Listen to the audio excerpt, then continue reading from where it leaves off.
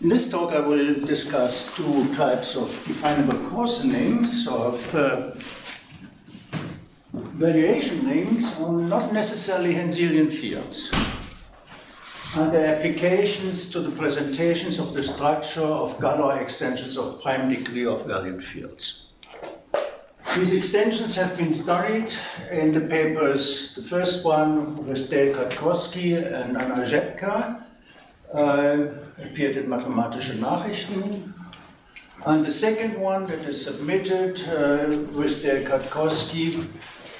So the first one is, you could say, that is the defect case, and the second one is the defectless case. I will talk about the defect in a moment.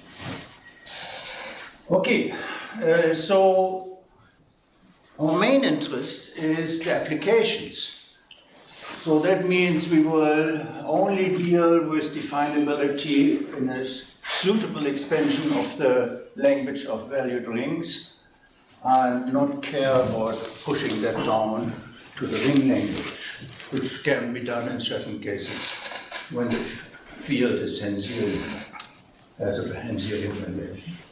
So some notation for valued field, we know by Vk the value group, by Kv the residue field, valuation ring by OK, and its maximal ideal by Mk. What is important for definitions, or how to write on definitions, we consider V of 0 to be infinity bigger than every element in the value group. So this is our notation for a field extension, L over K with a valuation given on L and the restriction then to K. So in this case, the induced embeddings of the value group of the of the lower value group into the upper one, and of the lower residue field into the upper one, we have these, and they are of interest because, for instance, if they are on 2, we call the extension immediate. And we call the extension unibranched if the valuation V has just only one extension from K to L. Set that is very important for my purposes, and just becoming more important even because as I wrote on this presentation, I also worked on a paper in the background, and the paper is more advanced than this presentation, but I decided to leave the presentation as it is because changing it would have made it too long. So you can define quite a lot of valuations of coarsenings of valuations using this set, it turns out, and not only for Kähler extensions of degree V. Okay, so if the extension is immediate, this set never has a maximal element. If L over K is Kähler, then we denote its Kähler group by this way. In this case, if you have a non-trivial OL ideal contained in the maximal ideal on L, then it is called a ramification ideal if it is of this form for some subgroup H of the Kähler group. So the ramification ideals play a key role, especially when you investigate defect extensions. Okay, so we will mainly look at Kähler extensions of prime degree, any prime Q. If the prime coincides with the characteristic of the field, then this is an Artin-Schreier extension. It is generated by an Artin generator theta, which satisfies this relation here. In all other cases, if K contains a primitive Q's root of unity, then it is a Kummer extension, meaning that it's generated by a Kummer generator eta whose piece power, Q. So this should be Q. Oh, I should say the slides will be put on my webpage with the corrections of the mistakes that I or you find now. Okay, let me explain why such extensions are important for us. But first we need some definitions. Kähler differentials. I mentioned them already. What are those? And you'll do that quickly. If you have a ring A and an algebra B, then it's also called the module of relative differentials, other name Kähler differentials, is the B module for which there is a universal derivation from B into this omega B over A, such that for every B module M, a derivation delta from B to M, there is a unique B module homomorphism from omega B over A to M, such that you have this composition. So it's a solution to a universal problem. Now, perfectoid fields, most of you will know that because they play a central role here in our conference center program. It's a complete non-discrete rank 1 valued field of residue characteristic B, bigger than 0, such that this quotient OK module P OK is semi-perfect, which means that the Frobenius is surjective on it. Now, a valued field of rank 1 is one where the value group is embeddable into the ordered additive group of the reals. But neither complete nor rank 1 are elementary properties. Now, looking for a suitable elementary class to contain the perfectoid fields, you can go to the deeply ramified fields, which are studied in this article, my article with Anna Rzepka that appeared in Transactions in 2023. Okay, so how do we define deeply ramified fields?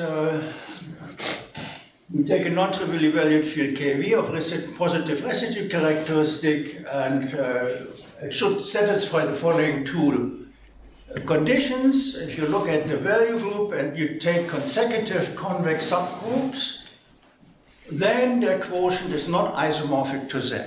And for people who know a little bit about order to be in group, that says that no Archimedean component of the value group is discrete. And here we have the semi-perfectness if characteristic is positive. The semi-perfectness is directly used for K, but in mixed characteristic, the definition is slightly more general. You go to the valuation ring of the completion of K, and you ask that there this semi-perfectness holds. So as a side remark, all perfect fields of positive characteristic are deeply ramified. So in positive characteristic, it's easy to characterize the deeply ramified fields. Now, what have Kähler differentials to do with deeply ramified fields? There is this massive book of Kähler and Ramiro on almost ring theory. And they characterize deeply ramified fields by means of Kähler differentials. So if we have our field and we choose any extension of the valuation to several algebraic closure, then the field is deeply ramified if and only the Kähler differentials for this extension are zero. And indeed, they also show that, and it's easy, that this omega does not depend on the chosen extension, because all the extensions are all conjugate. Okay, now, when you look at the book and you try to read their proof, good luck. Because they use heavy machinery, almost ring theory, and so that's why Dale and I gave an alternate proof in the second paper that I cited. It has two main parts. One is interesting in itself for studying extensions of valuations in these special situations. So it's a computation. This is not. Yeah, sorry, that comes later. So the two main parts are studying the case of prime degree extensions, of Artin-Schreier extensions and Kummer extensions, and then, that was the main work of Dale, putting these Kähler differentials together to get the big one here. So, on the way we have a different characterization in Gaba and Ramiro, which is sort of more handy, especially when you think about definability and so on. And that's a massive object here, but you can also say that assuming that if K, we have to do this assumption over and over again, we always need to get, not always, but most of the time get to Kummer extensions, so we need the p roots if the characteristic of the field is 0. Okay, but then the deeply ramified field is deeply ramified if and only if the Kähler differentials are 0 for all unibranch Galois extensions of degree p. So that's very low. Yeah, you don't have to go to the separable aspect closure. In a sense, it's a bit more accessible. So, case of defect extensions. In the first paper, we compute Kähler differentials of Artin-Schreier and Kummer extensions with defect.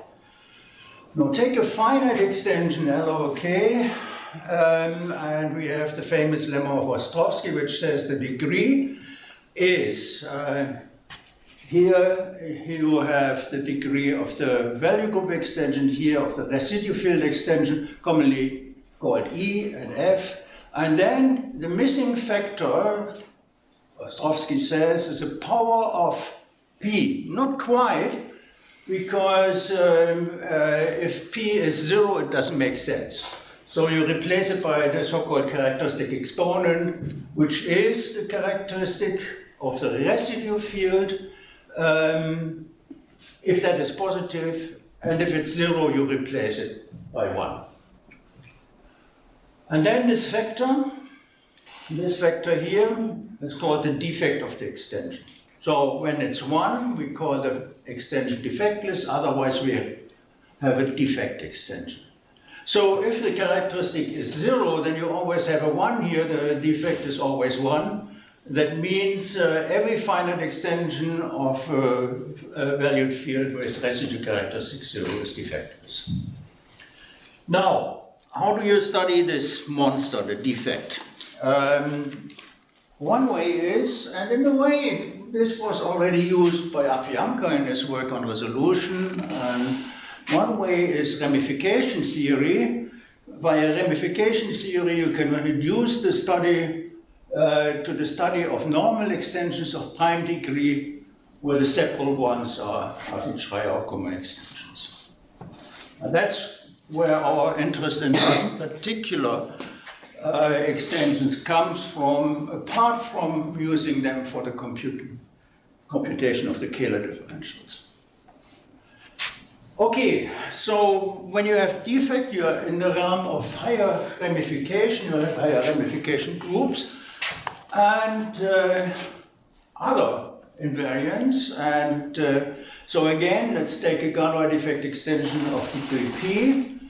If we take sigma in the Galois group not equal to ID, then it's automatically a generator, and we set sigma to be this set, which very much resembles something that I showed before already. And it is shown in the first paper I cited that this set is, first of all, a final segment of the value group, and it is, more importantly, even, it's independent of the choice of sigma. So we denote it by sigma E, so it's an invariant of the extension E. It is also shown that this ideal that we get from sigma E is the unique ramification ideal of E. So because we have the Galois group is just very small, there's only one ramification ideal. Okay, now we have seen what the defect is. The defect is studied in this paper 3. And there is a classification given. We say that the defect is independent, which originally came from the idea that in positive characteristic, purely inseparable defect extensions can be transformed into separable ones. So then you get a dependent defect, because it's dependent on on independent ones and inseparable ones. But independent means it's not coming from such defect extensions. And but then this classification works only for positive characteristic. How about mixed characteristic? We had to find another way. And this is the way we found. So we call it independent. If this sigma E is actually, so you have a convex subgroup. I know that this will not appear on the movie, but still I think it's very instructive too. This is the value group, this is the zero. You have a convex subgroup, that is this HE, and then you take everything above here. So if this is sigma E, then we call the defect independent, but we need an additional condition that the quotient of the value group by HE has no smallest positive element. Could you show the definition of sigma E again? What was the definition of sigma E again? No, that's not the definition. What's the definition of sigma E? On the slide before. Yeah, that's what I was trying to remember. Oh, okay. It's the sigma because it doesn't depend on sigma.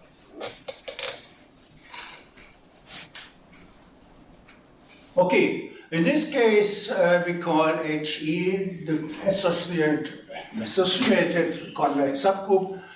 And we know that because we are in the immediate case where two value groups are equal, so this subgroup is both a convex subgroup of VK and VL. Okay, otherwise, if this is not true, we say that E has dependent defect.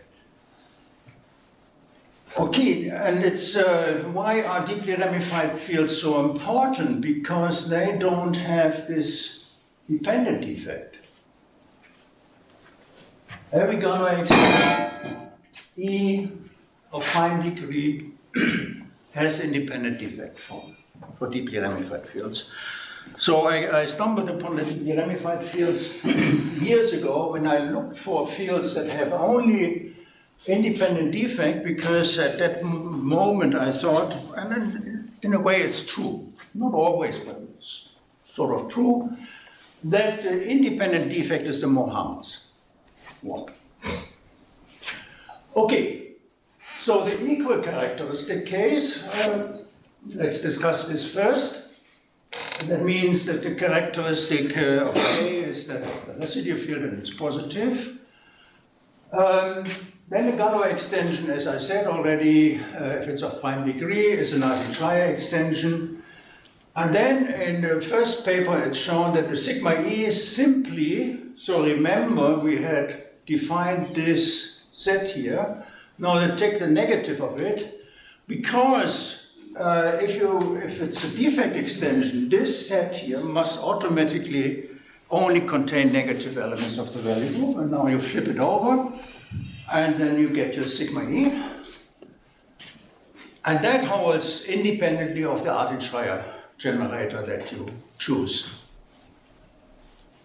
So by a theorem in that paper, E has independent defect with the associated convex subgroup HE, if and only if. Okay, and now the idea is to some people, like Margarete, they want to define coarsenings of the valuation ring in K. So what do you do in K? Yeah, this theta lives in L, so you don't have it in K. So you need some parameter in K, and you can take just this element here that lives in K, but then you don't take K here. Now here you take all the elements C to the P minus C for C and K. So, and if this here is now practically a version of HE, but here you have to take all these multiples of elements in the value group. If this holds, then we have independent defect. So if E has independent defect, then we obtain the following definition in the language of value fields. And that's the definition. It's just rewriting what I just wrote before. Okay, for this definition, it is not needed that the value could be Henselian, and that's important because deeply ramified fields are usually not required to be Henselian. For the case of Henselian fields, the definition is used in this paper by Margarete, Simone, and my former PhD student, Piotr Szewczyk, that I can pronounce, on definable Henselian valuations and positive residue characteristics. Okay, it's used to define corresponding Henselian valuations on K already in the language of rings. That's because of the presence of Hensel.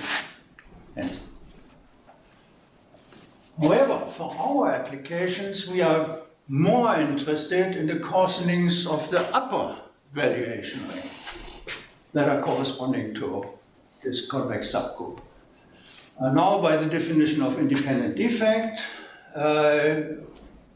we have independent defect with this associated convex subgroup if this holds. Here it gets a little bit more easy. We just need this one parameter. However, because the thing is not dependent on the Artin-Schreier generator theta, we can get around using this parameter by saying, okay, for all x that practically can act as a generator, let's see here, we have this. Okay, and then the maximal ideal, quite similarly, can be defined in this way. So note that the definition here is universal and here is existential.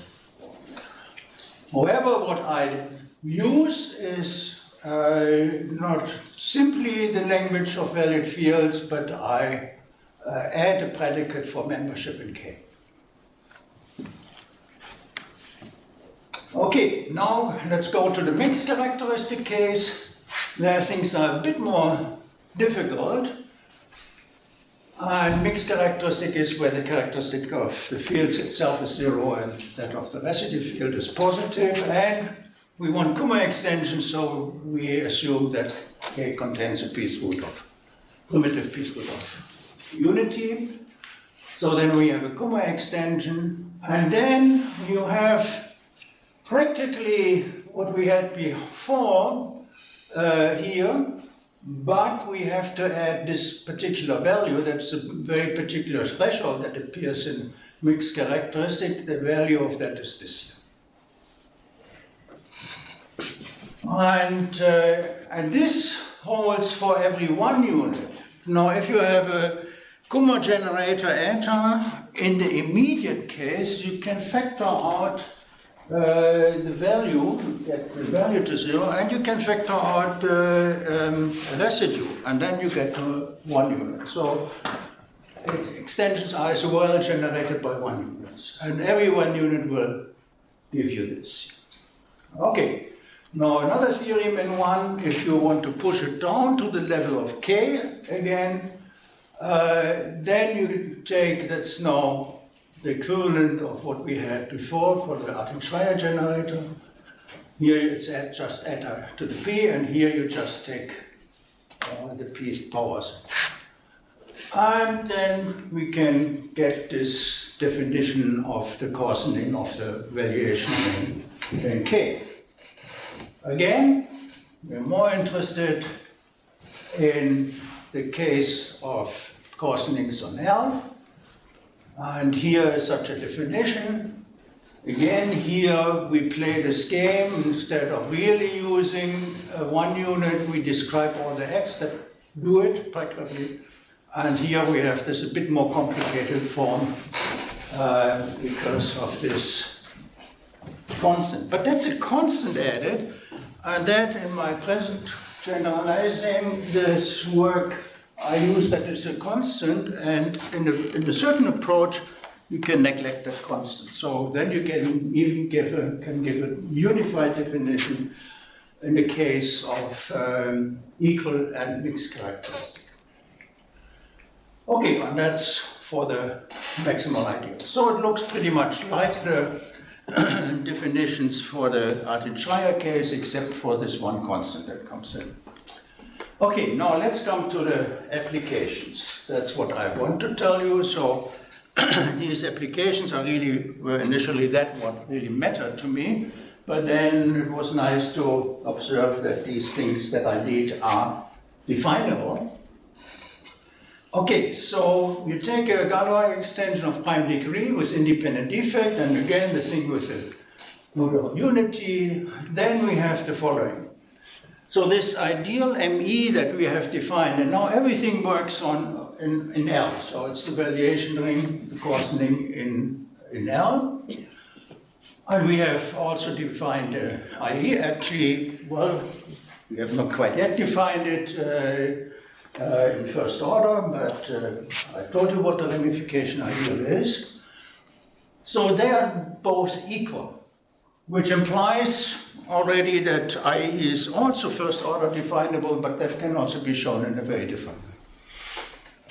And what also is interesting is that if you have this ideal, yeah, it can be an ideal of larger valuations, not only of OL, but there can be larger valuation and it's still an ideal.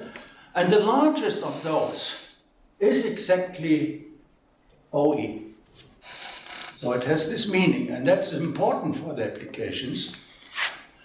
Also, another characterization of independent defect is when you look at the trace of the upper valuation ideal, yeah, then you get this.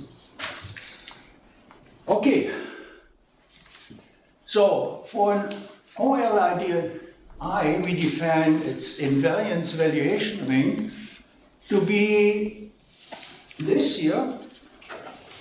It's first of all a coarsening of OL, and it is exactly this, what I talked about, the largest of all coarsenings, such that I is an ideal of that valuation. So you immediately see from this form here, if I is definable in some expansion L of the ring language, then so is its invariance valuation ring. So based on part one of the previous proposition, what was this? Well, this was saying, yeah, here, basically that this OE is the invariance valuation ring of the ramification ideal. Okay, now in the case of dependent defect, where we don't have this approach that I outlined, you can now define, okay, even then, you define OE as the invariance valuation ring, and then it just generalizes the definition from the case of independent defect. And you denote again the maximal ideal by M. So under the assumptions of the previous proposition, which is Artin-Schreier and Kummer, the ramification ideal IE is the invariant. The ramification ideal IE and its invariance valuation ring are always definable in this expansion of the valued fields. Okay, coming back to the Kähler differentials, and here it gets interesting. We take again such extensions, Kummer, Artin-Schreier, and then if the characteristic of K is 0, then in general we have that the Kähler differentials are isomorphic to this quotient where we use the ramification idea. What we get from that is a nice characterization of independent defect given in the first paper, that you have independent defect if and only if these scalar differentials are zero. Well, this is, I don't know, how am I in time? When did we start? Okay, good, then I skip this. This is just a quick argument how you get one of the implications there. So, in the defectless case, and this now holds what I'm going to say immediately now. We don't need necessarily Galois, and we don't necessarily need that the degree of the extension is equal to the residue characteristic. In any case, we have two, if it's defectless, we have these two cases, that the degree is equal to the degree of the extension of the value groups, or it is equal to the degree of the extension of the residue fields. The latter is not so interesting, so I will concentrate on the former one.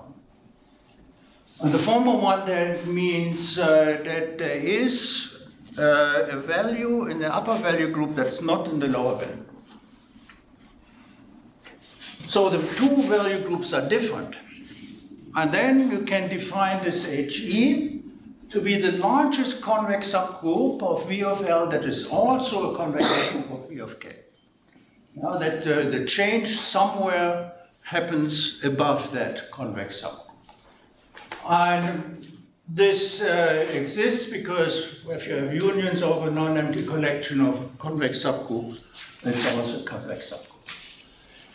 Okay, and if we have HE, we automatically have the coarsening OE of OL. That's the coarsening where the value group is practically V of L modulo the HE. That characterizes the coarsening. Okay, and the maximal ideal we denote by ME. So this HE has similarities. The definition is very different, but it has some similarities with the HE that we defined in the defect case. Okay, now, in the defect case, this is what I've falsely stated earlier. The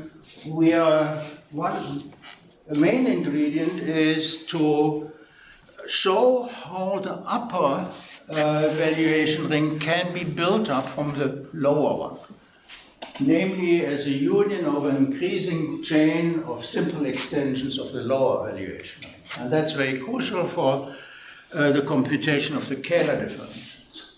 Now, you have this extension V of L over V of K. Now, there are three mutually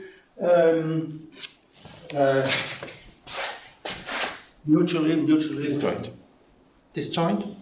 Exclusive. Yeah. Okay, cases. The first one, that there is no smallest convex subgroup of V of L that properly contains this HE.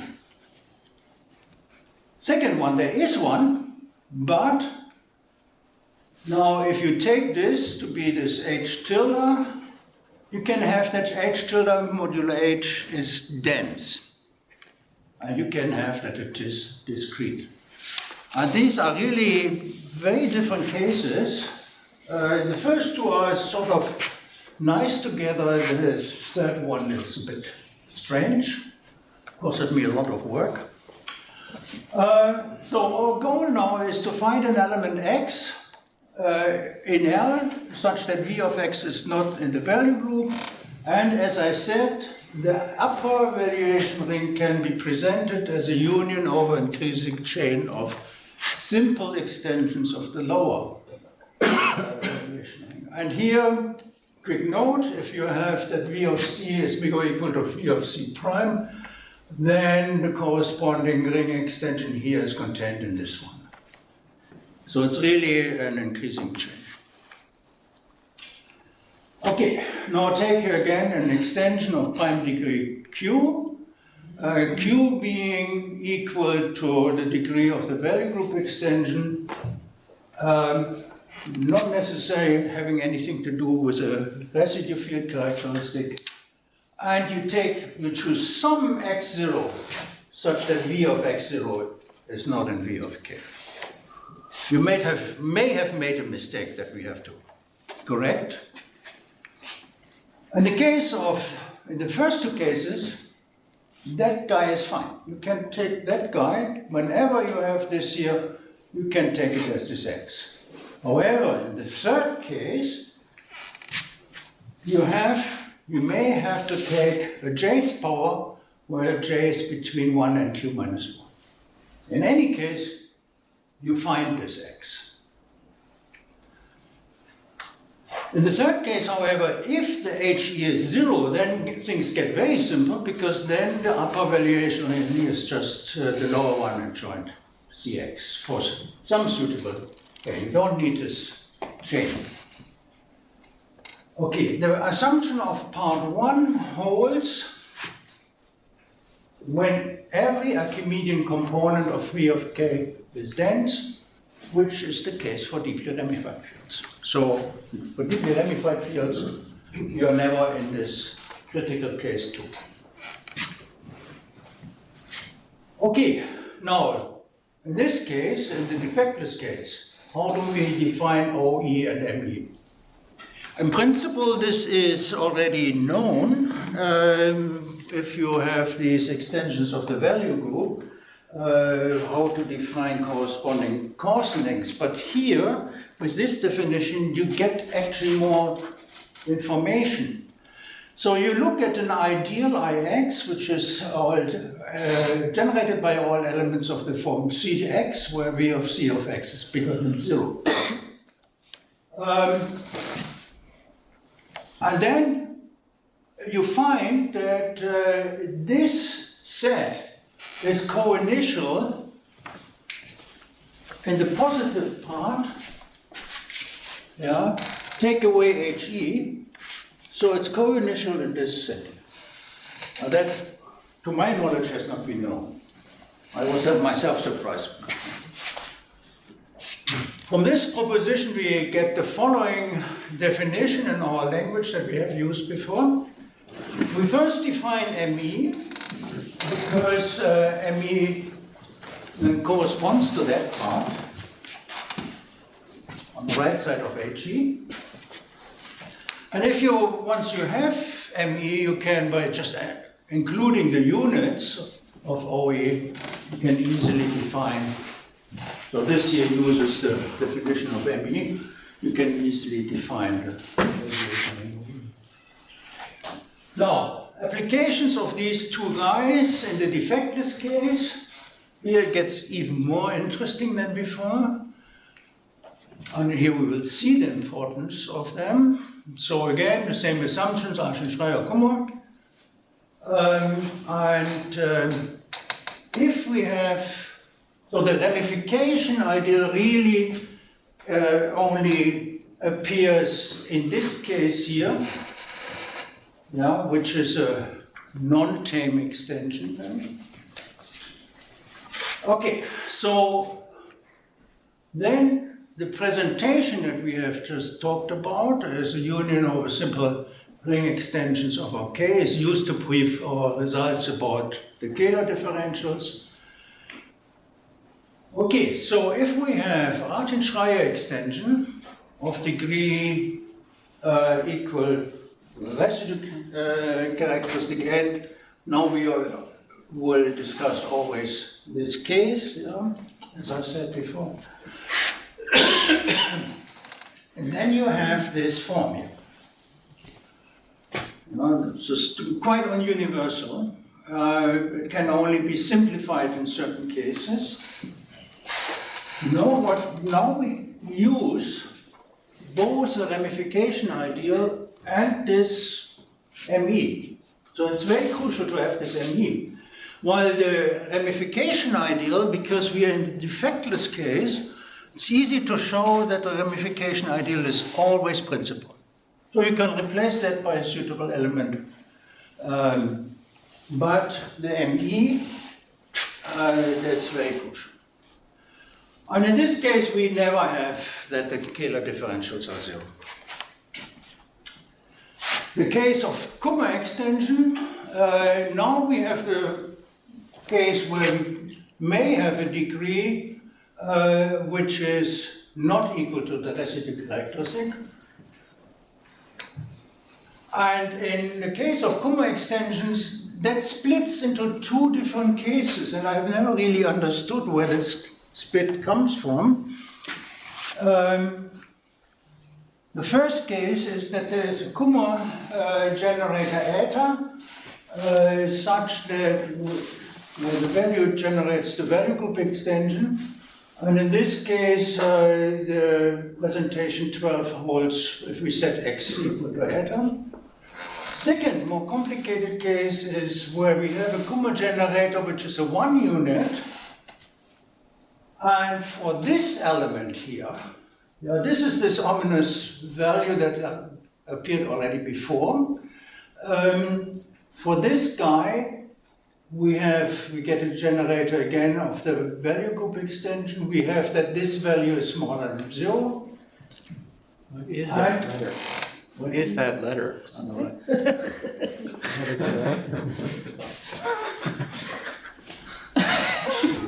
Okay, no. I don't know where this comes from, right? I mean, this is the zeta. This is easy to. But why, when I put the tilde on it, it looks like a xi, right? Oh, it's a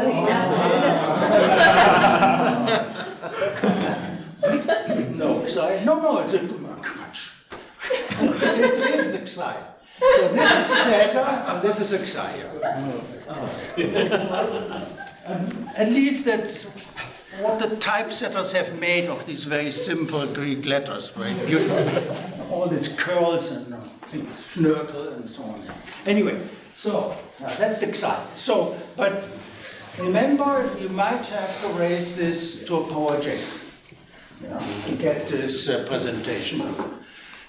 Okay, so in the case 1, it looks relatively simple. You get this for the Kähler differentials. Now, if Q is not equal to the characters of V, just drop it. Doesn't matter. Then we have a very nice case. If Q is the characteristic of the residue field, then this is actually equal to what we have seen before. And we have that the Kähler differentials are equal to 0 if and only if the Q is not in ME and ME is a non-principal OE ideal. Now the condition Q not in ME always holds when Q is not the residue characteristic, and it can hold in other cases, even if it's equal to the residue field characteristic, and that's very important for the deeply ramified fields, because in deeply ramified fields of mixed characteristic above the convex subgroup that is generated by V of B, you can have division by the residue characteristic without that ruining the Kähler differentials. And but remember, in the deeply ramified field case, we have that all the quotient of successive convex subgroups are dense, which means that always this ME will be non-principal. So that's how this gets together with the conditions for deeply ramified. In case 2, we always have this here, and we have never 0. Okay, now even more. We still need the ME for more things, because, well, I'm somehow a love affair with annihilators. I will tell you why. The annihilator of an OL module is the largest OL ideal J such that J times M is 0. We don't note it in this way. Now, I did not tell you anything about the proof of how to compute Kähler differentials, but by a theorem of Dale, we get a quotient of this form here, u modulo uv, where u and v are certain ideals, or L ideals. And shown that they are isomorphic to the Kähler differentials. Now, if you look at the annihilator of such a quotient, what is it? Okay, obviously, V annihilates this. But the question is, can it be larger? So the annihilator of u modulo uv is the largest ideal J, such that J times u is contained in uv. That's the common way of writing it. So how do we compute this? And so this question is why I wrote this paper that has just accepted for publication in the Pacific Journal of Mathematics. And I actually, at a later stage, wrote it together with my wife, Kähler, because she had so much constructive criticism of the paper that it really improved a lot. And so, as I said already, the ramification ideal is always principal. So we can choose an element in L such that it is of the form A times OL. And then we can replace IE times ME by A times ME. Okay, and then we apply a proposition of that paper, of this last stated paper, and we get the following. In these cases that interest us, the annihilator is this here. So it's this simple form here, to the p minus 1, if ME is a principal OE ideal, and it is of this form here, if ME is non-principal. And so for this you really need that the whole thing is non-zero, because otherwise you get into trouble here. Then the so-called annihilator would not be anymore contained in the valuation ring. So if the Kähler differentials are not zero, and then that's the only case where we really are interested in computing the annihilator. And then you can check that this is indeed a proper ideal of the valuation. Okay, so and here's a little obsession of mine. Kostas knows about this because I discussed a lot with him about that.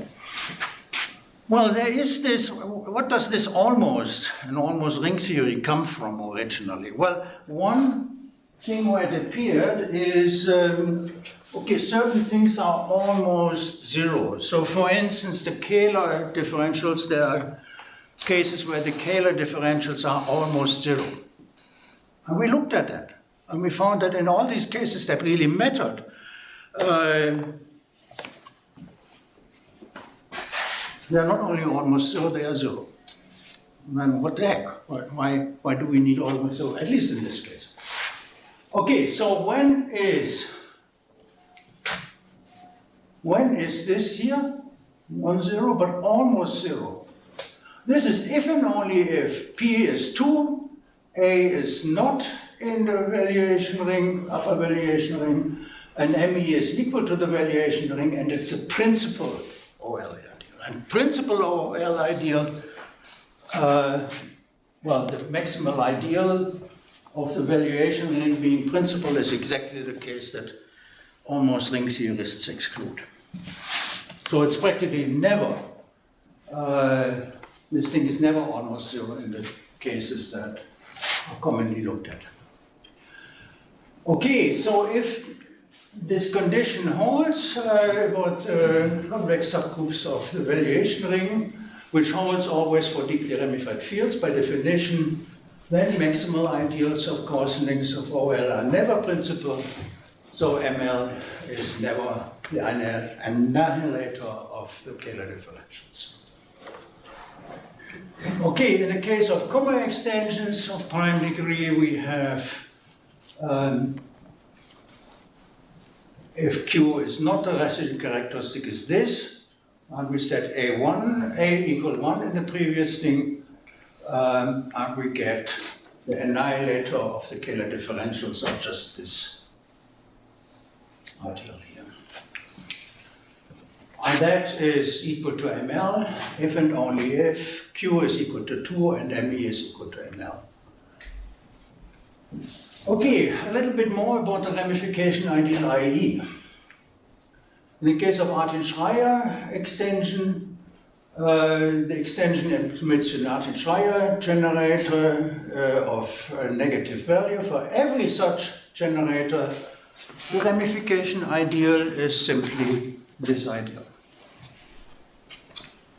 And this is computed in another paper of mine that is under preparation.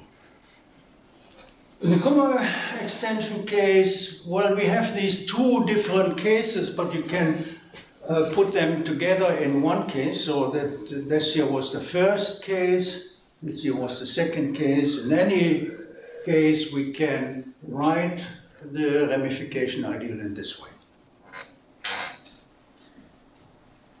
Okay.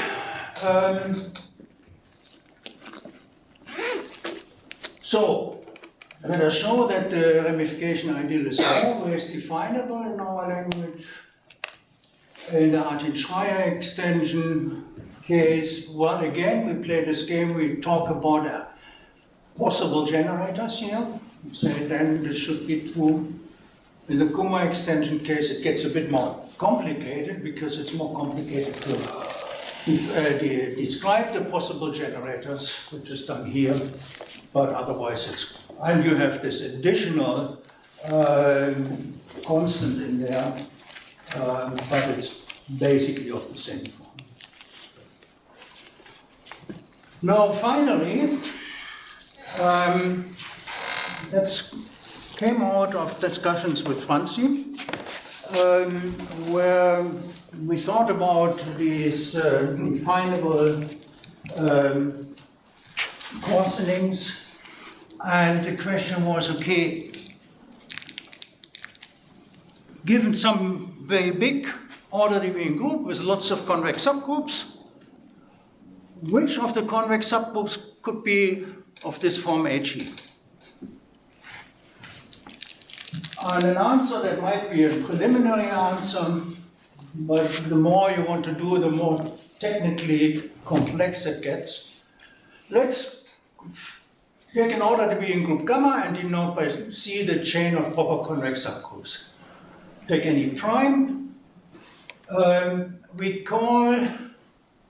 take a convex subgroup and we find it's among all convex subgroups that do not contain a given element gamma. Then I call it a subprinciple convex. It's just the next smaller to a principal convex subgroup. A subprinciple convex subgroup may also be principal, but it might not be principal.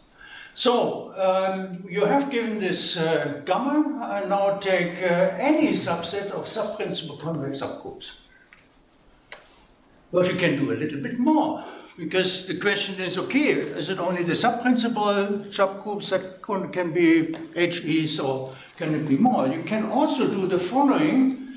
You can take the set of all convex subgroups that are intersections of countably infinite descending chains of elements of subprinciple subgroups that you haven't chosen so far. So, yeah, you can only take infinite chains containing the non-chosen subprinciple ones.